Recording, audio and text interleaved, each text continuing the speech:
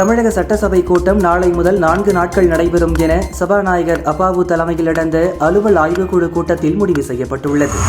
கரூர் சம்பவம் குறித்து நாளை சட்டசபையில் இரங்கல் தீர்மானம் வாசிக்கப்படும் என சபாநாயகர் அப்பாவு தெரிவித்துள்ளார்.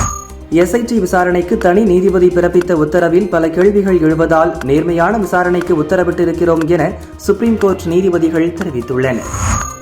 கரூர் சம்பவம் தொடர்பான வழக்கை CBI விசாரிக்க உத்தரவிட்ட நிலையில் வழக்கு விசாரணை தொடர்பாக மாதந்தோறும் நீதிபதி குழுவிடம் CBI அறிக்கை சமர்ப்பிக்க வேண்டும் என சுப்ரீம் கோர்ட் உத்தரவிட்டுள்ளது. கரூர் சம்பவத்திற்கு தாவேக தான் காரணம் என ஒருதலைபட்சமாக தகவல்கள் பரப்பப்பட்டன. எங்களின் கருத்தை கேட்காமலேயே எங்களை குற்றவாளியாக்கினர் என ஆதவ் அர்ஜுனா கூறினார். தமிழகத்தில் அரசு பள்ளிகள் மற்றும் தனியார் பள்ளிகளில் மாநில பாடத்திட்டத்தின் கீழ் பயிலும் மாணவர்களுக்கு நடத்தப்பட்ட 11ஆம் வகுப்பு பொதுத் தேர்வை அரசு ரத்து செய்துள்ளது. இந்த மாற்றம் நடப்பு கல்வியாண்டு முதல் அமலுக்கு வருகிறது.